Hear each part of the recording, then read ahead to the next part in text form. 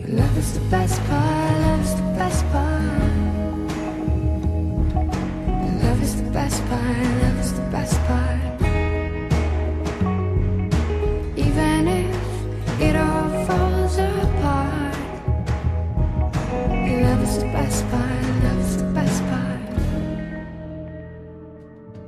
When did you first meet me, or even?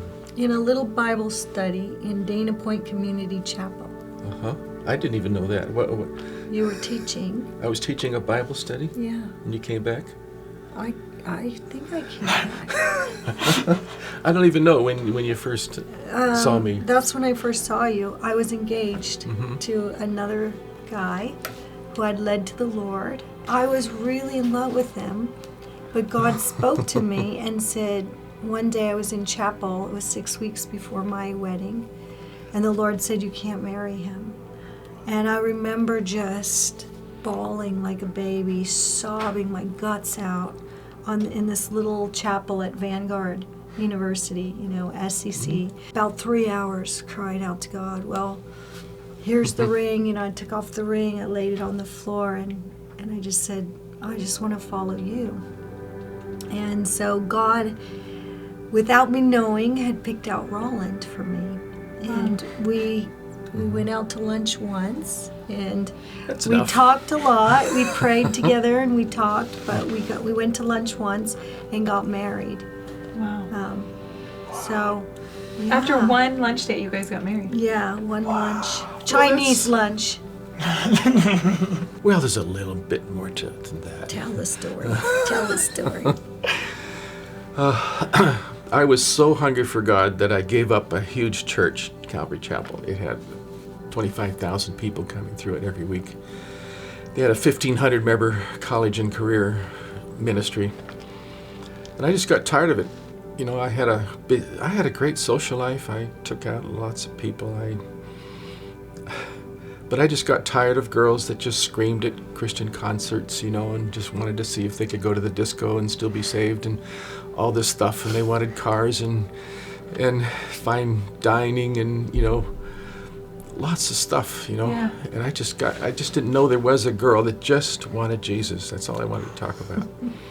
I didn't know there was such a girl, and I kept praying, Lord, if I ever find somebody that just cares about Jesus and not fancy dating and big, expensive treatments and all of that, the whole dating scene, the whole pursuing scene, the whole playing the game. If I ever found someone like that, that's really what I'm praying for. So I said, I just not even looking for a wife anymore. That's not what I want. I just want a place that's full of the Spirit, and I want God, and I don't care if there's no social life at all there. And so I heard about this church, Dana Point Community Chapel, South Orange County. I heard the pastor was amazing and miracles happened there and is full of the Spirit, and he was very gifted. And it only had 200 people compared to 200, or 2,000, 25,000. I said, forget it. I just want to go where God is, So I never expected to meet anybody. I wasn't looking. I had no intentions of getting involved with anybody. Nope, not interested. And I came to this little church of 200 people, and sure enough, healings were common. Holy Spirit was powerful. And people there had tremendous testimonies. And one of them was this super, super sharp, cute, short, stylish girl who had gone on mission trips and had took teams with her. She was so young and yet was just such a leader, and she had these fantastic miracle stories, and her heart for Jesus was just unbelievable. But it was nothing personal. I was just so impressed with, how a person could be like that. Well, I was still engaged, so you could. Yeah, well, of course. Really. Yeah. I mean, no, it had nothing to do with any of my feelings for her. I didn't know her. I was just impressed by her testimonies. But I did know her fiance. Wow. Jeff, I knew Jeff. And, just because he's in the church, and the church was on the beach, and we would go to beach events, church events on the beach, and all, I got to know him. And when, they were so sharp. They dressed so sharp. He looked so good. They were so perfect for each other. I was so happy for them. I was really impressed. I was so impressed how such a sharp, perfect couple could just be be Jesus freaks like that, you know. I mean, I just thought they were perfect. I was just, you know. I never heard that. Yeah, Now we're here that's together. true. See? No, I Learn dated, things in these things. I had dated another girl before, and sometimes she came, and we both pointed out to each other, now that is a sharp couple. That is really a sharp couple. You Wow. know? And everything just kept going beautifully, and all of a sudden I caught Heidi crying. One summer, she was sobbing in the parking lot, and I didn't know why. And she says, "I'm going to New York because God asked me to go to New York and by myself to mission, you know, to be just a minister on the streets of New York and Broadway, you know, in the back streets and with the drug addicts and all. And I just want to be here on the beach with Jeff, and I just so want to have fun on the beach this summer, but I'm just going to obey Jesus." And she's crying in the parking lot. It's just, I'm just going to obey him no matter what. And she took off to New York, and that just really impressed me. You know, I just never met, you know, in our Southern California social dating beach scene, I just didn't know anybody that would give up a guy or girl to run off and minister in dark alleys in New York for the summer by themselves. And well, she came back from New York and just had all kinds of more stories, you know, how God was with her, and that was what really impressed me. She knew God, and God was with her, and some of the stories she told were just unbelievable. Unbelievably great. The next thing I know, she's crying again. I noticed she was really going around doing a lot of crying, and that's when I found out she'd broken her engagement. So I felt obligated to minister to poor Jeff. And so for months, I said, "Okay, Jeff, it's all right. You know, she's just too strong. It'll never work. You know, just count yourself lucky." I'm learning all kinds of things. Wow. I knew some of that, but I didn't know you mentioned Oh, them. yeah, but the testimonies kept going. And I like this church because you could actually talk to the pastor. Yeah. At Calvary Chapel, I would, you know, call in the office and say, "Hey, you know, I would really like an appointment with the pastor. You know, this is April." And they would say, "You know, I have something in October for you." Wow. This is not church for me. I need a church where I can play tennis with the pastor, and that's where to discuss spiritual Home things. groups you know. are good Home then, groups and home groups, but especially Most pastors sports. are busy. Yeah. So we He went also skiing. skis, so this is I spent a lot of days on my pastor's living room floor watching pro tennis on TV and That's going on awesome. ski trips, and he was just great. But so now we need a church ski trip. So we have the van, you know, and we all sign up, and we're all ready, and I get all packed, and I bring my skis, and I go down to the van, and get into the van, and I just happen to end up next to this really cute, sharp, short, strong leader. And we ended up talking for hours and hours up to Mammoth. And Jeff was driving the And Jeff was the van. driver of the van.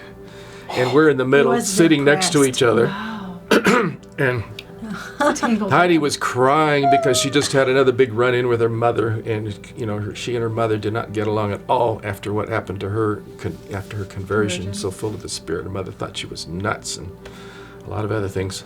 And so by the time we got to Mammoth, I said, you know, this is very interesting girl here. And I said, I would tell anybody I met, I said, I'm a minister and a missionary, and I'm going to Africa, Asia, and England, because God spoke to me in an audible voice. And Jesus kissed my left hand when I was 16, and oil ran down my arm, and he said, "You're to be married to me." Wow. So I knew that my covenant was with Jesus first and foremost, and that he was my everything. I thought that meant I would be a monkus. I really did. I thought that meant I wouldn't be married to a person on earth. But later the Lord showed me that it was in the spirit realm. But so that was the first thing I said to Rolland, because I knew he was kind of wanting to talk to me. And I said, I'm going to Africa, Asia, and England, and I'm a minister and a missionary. And he said, "That sounds good. That sounds cool." Oh. And he's the first one that wasn't shocked by it, because he grew up in China, and he was raised by missionaries, fourth generation missionary family. And I'm raised by Bohemian Ivy Leaguer, you know, Laguna Beach. Wah! a crazy family. She was with rich. I was poor. We had a different lifestyle, you know. But the cool thing was that God really set this up, and He put it together. But that didn't make it easy. Yeah. I think the fact that we did not know each other that well, we're 12 years difference between us. You know, my background and his background were completely, totally different. I was in Mexico. Our gift mix is totally mutually exclusive. Yeah, so we have some challenges there. We also had a few meetings with Chris Valentin. A few times, like, what? This isn't so good, you know. And he kind of challenges you, and he challenged us. We realized, you know, some of our ministry time, we were kind of on neutral in the marriage. We weren't really working on our marriage. We went off to Indonesia with a one-way ticket, $30 in our pockets. We'd been married for a week? 10 days? Something like that. Off we went. No money, no support. We didn't know each other. Our backgrounds are totally different. We knew a little but not much, you know. I had just graduated university, got ordained, got married, and went off to the mission field in 30 days. And I think I was in shock. And there were times when it was just so hard. I was like, what were you thinking, God? We're so different. We're so opposite. We, you know, the way he thinks and the way I think are just so completely different. And then we would just kind of push through and push through. And the Lord really, you know, really saved us. I mean, we're a covenant people. You know, we're Pentecostals.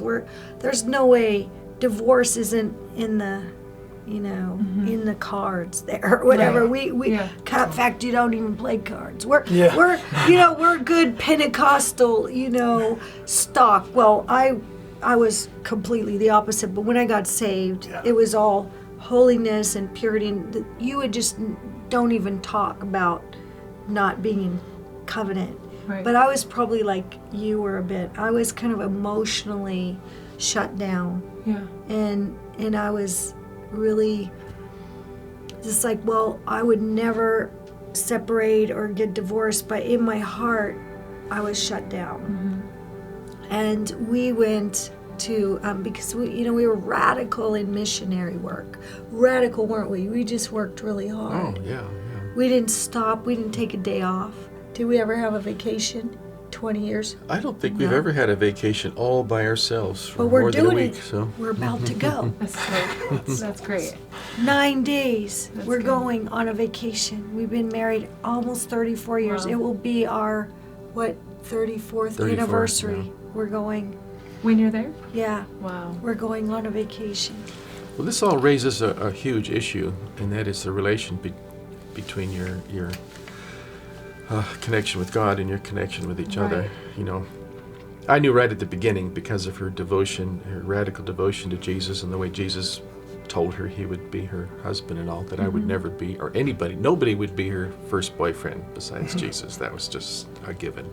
And My everything. I expected in ministry to not have her just, you know, cling to me and hang on and just be super romantic and present all the time. I knew that wasn't going to happen. We were going to a mission field that was extremely difficult. We went by faith. I mean, we didn't even have a place to go to on our honeymoon till the night before the wedding. And then we ended up sitting on the curb because there were no rooms in the inn. We said no wedding presents. We don't want towels, dishes, anything. We just want Just wanna ticket go to money the for an mission airplane. field. We had just enough money for a one-way ticket to Indonesia.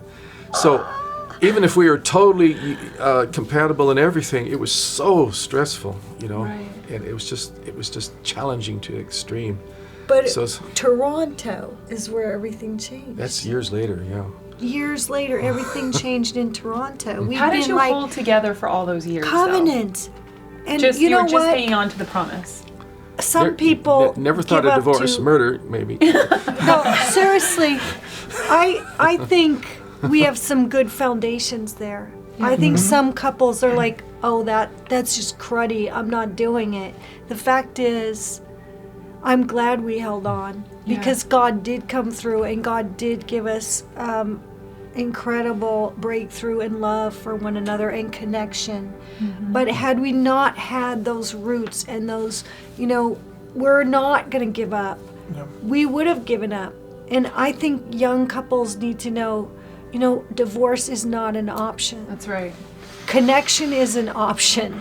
Yeah. A day off is a necessity. Yeah. Spending time with your kids and your family, you can't. Ministry, they'll always be for us. Like I do 10% of the invitations. There's always another thing you can do. You just have to learn to say no and yes to your husband, yes to your kids, or yes to your wife, and just make that your first priority. I've heard people say it's either ministry and then it's marriage. That's just nuts. Covenant marriage and ministry aren't in some kind of hierarchy. It's like if you have no marriage and you have no family, you have no ministry, because God's about family. And so we don't have it all right yet, but we did take a big backtrack, and we stopped and we sobbed our guts out. Rolland went to Toronto and really scared me. I was in Mozambique, being the missionary, and he called me and we didn't connect very well, and he was sobbing on the phone. I'm so sorry, because I love flowers. He didn't give me presents or anything. I'm a present giver. He's in Toronto. I'm so sorry for this and that. And I'm like, who is this man? Who's talking to me on the phone? What's he saying? Spent $2,000 on that call. $2,000, and we were missionaries. We didn't have $2,000. $2,000 of phone calls from Toronto, just like crying and repenting, and I'm like, this guy's scaring me, because I was kind of living my separate life. We were together, but we were apart. Right. So I went to Mozambique first in January '95 and saw this opportunity to take over this orphanage, and I said, hey Heidi, while I'm working, you're done. Why don't you just go? Yeah, so I went, and But- then he got wrecked in Toronto. God crashed in on him. And when he came back, I was pretty scared. But then he came back and he was giving me perfume and flowers. I'm like, I waited like 20 years for this. It was a little scary. Yeah. And then I didn't always react right, because I didn't want to like open my heart too Right, 'cause much. your heart's a little closed Because off. my heart's like, Yeah. I'm not going to let this happen, because then hope's going to rise up. And then I went to Toronto and I got wrecked, and God crashed in on me, and so I could open my heart up. And then I got inner healing, some major inner healing. And I realized things I was blaming Rolland for had to do with my own stuff, my own childhood, my own mother. And it's kind of like I had some deep, bitter root judgments on my mom that I carried over into Rolland. So I forgave my mother. And then I could love Rolland in a much better way. Like, I could not judge him in the way I judged him before, I could just let him in and say, we're different, but God put us together. And so we are going to live in harmony. We're going to work through our stuff. And we have stuff every day. We have stuff. But we've learned to work through it and to talk to Jesus, together. We talk to Jesus, we pray, we read the Bible, we read devotions.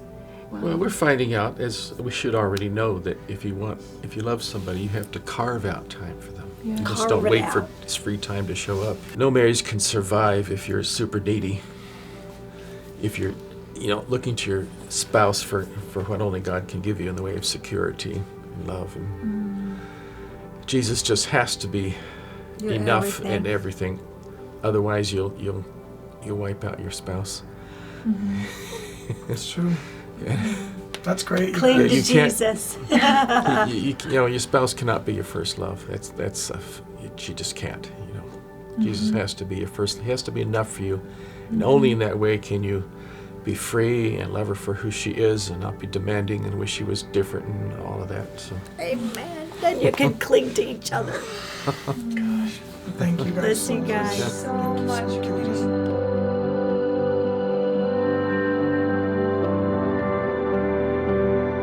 I thought out of Heidi and Rolland's stuff, there was just a ton of really good, there's a lot of meat there. From a couple who's really done it. And they've been in ups and downs, large ministry, small ministry, plowing, platforms. They've been in all of it, you know? Right. One of the beautiful things to me, too, is right from the beginning when it was like, they immediately knew that, oh, we're really different. Like, our gift mix is different. Yeah. Like, we just got married because the Lord said to, and now here we are, and realizing we are such opposite people, but yet it was never like, hey, well, maybe this isn't going to work out. Yeah. You know, it was the issue of divorce never came up, and I think that's the beauty of their story. Part of the beauty of their story is that there was never an option to give up. Well, I think that's what they said. Their church background and their roots and their faith that said, hey, look, there's no option for us to get out of this. There's no option for us to not do this and not finish well. And I think because they went into it with that mindset, their differences, because they were clearly in love. Rolland was like totally infatuated by her, really which cute. was super cute to watch. He was like so infatuated with her and what she was doing and who she was and her personality of like, I'm going to go to these nations, do these things. And Rolland's like, all right, sounds awesome. You know, it was super beautiful to see their love. You know, and I think a lot of single people are like, well, I'm looking for a mate. And it's like, well, actually, you have plenty of time for God to bring someone to you. Why don't you go look in the mirror for a little while and see what you have to work on so that you're prepared to go into a relationship and it be healthy, not wait 20 years in and go, wow, I wish we would have worked on this earlier. Yeah. You know? That's right. And so for that to come from someone like Heidi just I think means a lot. Yeah. You know? That's good. Even if it all falls apart, your love is the best part, love is the best part. Your love is the best part.